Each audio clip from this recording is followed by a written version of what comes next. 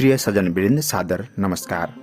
परम पूज्य जोगीराज परम संत सतगुरुदेव श्री हंस सिंह महाराज जी के पावन जन्म जयंती के उपलक्ष्य में उनके दिव्य प्रवचनों का धारावाहिकता से प्रसारण करने के लिए हम प्रयास करने जा रहे हैं। प्रिय साथियों, हमें पूर्ण आशा है कि आगे आपके सहयोग, सुझाव एवं मार्गदर्शन हमें मिलते रहेंगे। मानव उत्थान समिति द्वारा प्रकाशित हंस आदेश पत्रिका के दिसंबर 2023 में परम पूज्य जोगीराज परम संत सतगुरुदेव श्री हंस महाराज जी के जो सत्संग छपे हैं उसमें कह रहे हैं, सच्चे गुरु ही सदमार्ग बता सकते हैं।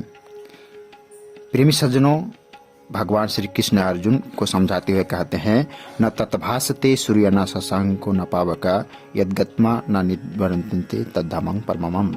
अर्थात जिस स्वयं प्रकाशमय परम पद को न सूर्य प्रकाशित कर सकता है, न चंद्रमा न अग्नि ही प्रकाशित कर सकती है, तथा जिस परम पद को प्राप्त होकर जीव संसार में नहीं लौटता, वही मेरा परम धाम है। वहां पहुंचकर जीव स्वयं ही उस प्रकाश में समा जाता है। जिस प्रकार सूर्य भगवान के हृदय होते हैं, सब दीपक, बत्ती, लैंप्स, बल्ब आदि की रोशनी सूर्य प्रकाश के प्रकाश में समा जाती है। बताया, भगवान पूर्ण समुद्र के समान है तथा यह जीव एक बूंद की तरह उसका अंश है।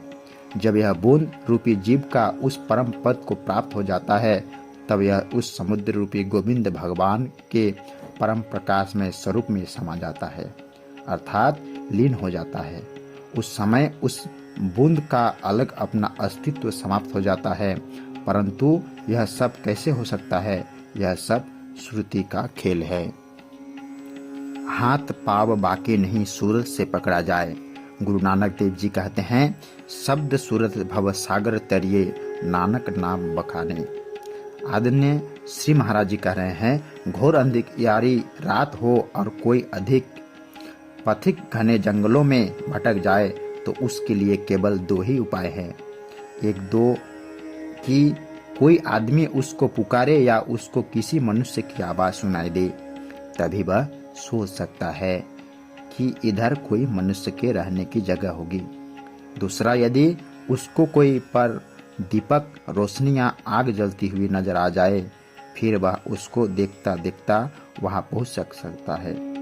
इसके अतिरिक्त यदि कोई अन्य मिल जावे तो वह भी उसको मार्ग बता सकता है। इसी प्रकार यदि संसार में भी हमको कोई मार्ग बताने वाला मिल जाए तो हम भी अपने ठिकाने पर पहुंच सकते हैं। जंगलों में तो शब्द सुनकर या कुछ प्रकाश देखकर पैरों से चलकर पहुंच भी सकते हैं, परंतु परम धाम तक पहुंचने के लिए तो यह हाड़ मांस के बने पैर काम नहीं देंगे। वहां तो केवल सुरती का ही खेल है। अंत समय हाथ झाड़ के जाना पड़ता है। माता पिता, कुटुंब, धन, परिवार सारा यही रह जाता है।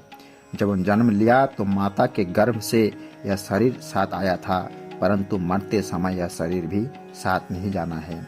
इसलिए हमें चाहिए कि धन के लिए किसी के साथ धोखेबाजी न करें।